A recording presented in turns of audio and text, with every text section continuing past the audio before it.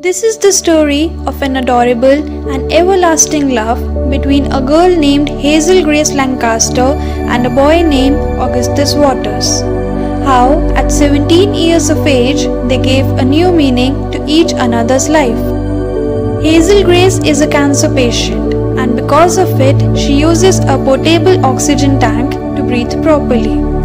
Her mother felt that she is depressed as she rarely leaves the house, spend quite a lot of time in bed and read the same book over and over again. So her mom believed that she required treatment, so she took her to see a regular doctor who recommended to attend a weekly support group. Her mom wanted her to make friends and live her life, so Hazel reluctantly joined the support group. Every Wednesday, all the members of the support group used to sit in a circle, and then everybody used to introduce themselves by their name, age and the diagnosis.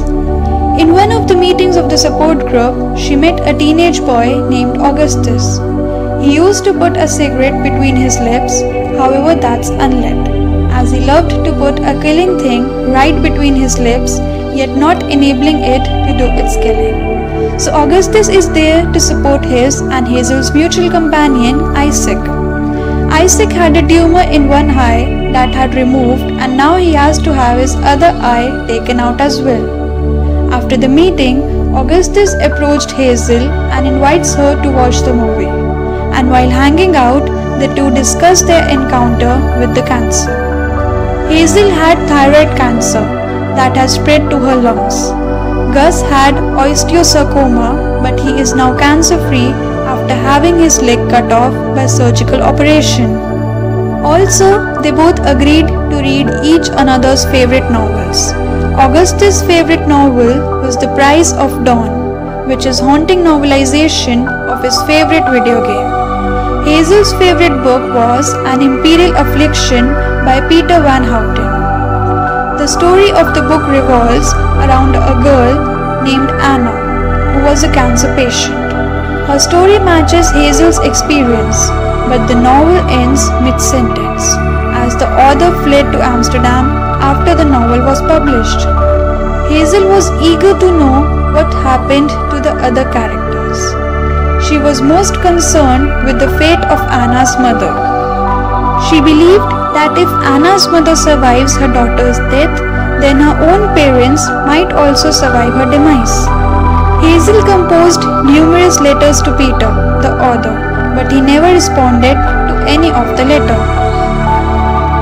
Gus and Hazel found it adorable, and as their friendship grew and they started talking long hours on phone, on one such day, as none of them wanted to say goodbye to one another, they kept on repeating, "Okay," instead. So "okay" for Gus and Hazel signified always. After a week, Augustus reveals that he tracked down the author's assistant, Lidovive Blegenhardt, and through her, he's managed to start an email. Hazel devises a lot of questions to send Peter, hoping to clear up the novel's paradoxical conclusion. The author replies he could only answer her queries face to face, and so he invites her to stop by if she is ever in Amsterdam. Then, in one of the picnic, Gus revealed that a charitable foundation grants the wishes of kids with cancer, and the foundation has agreed to take both of them to Amsterdam to meet the author. Hazel got thrilled, and over time she realized that she has started falling for him. Yet she knows she will hurt him when she dies. Amidst her battle over some solution to Augustus, she suffers a genuine scene wherein her lungs load up with liquid and she goes to the ICU.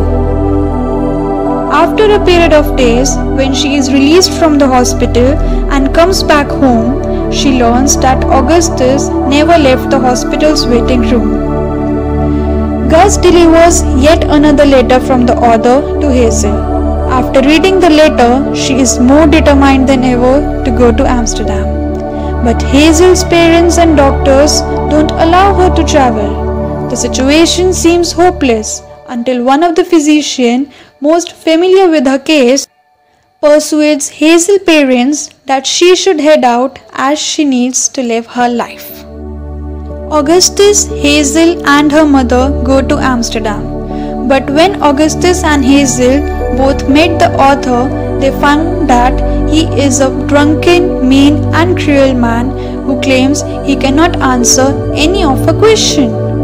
The two leave author's house in disappointment, and Lidovai accompanies them, who feels horrified by the author's behavior. They tour Anne Frank's house. At the end of the tour, they both share a kiss and head back to the hotel to make love for the first time. The following day, Augustus admits that while she was in ICU, he had a body scan which revealed his cancer has returned and spread everywhere in the body. Hazel recognizes that she loves him now as much as ever. Gus' condition deteriorates quickly, so they returned back home. In his final days, he arranges a pre-funeral for himself as he wanted to attend his own funeral, where Isaac and Hazel give eulogies to him. Hazel's eulogy reflected her everlasting love for Augustus.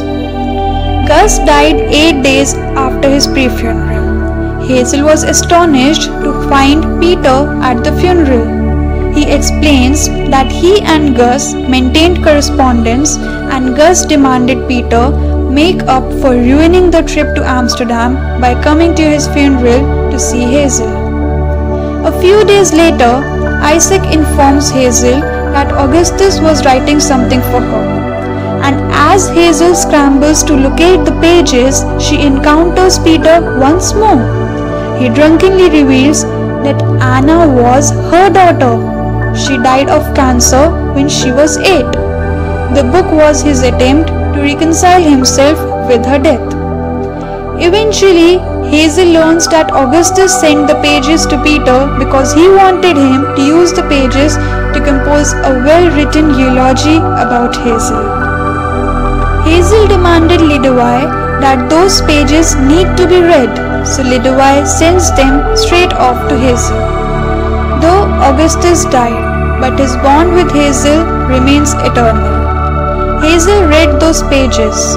Augustus says, "I'm so lucky to love her. You don't get to choose if you get hurt in this world, but you do have some say in who hurts you. I like my choices. I hope she likes hers." Hazel affirmed that she still loves him and always will, and answered the letter by saying, "I do, Augustus, I do."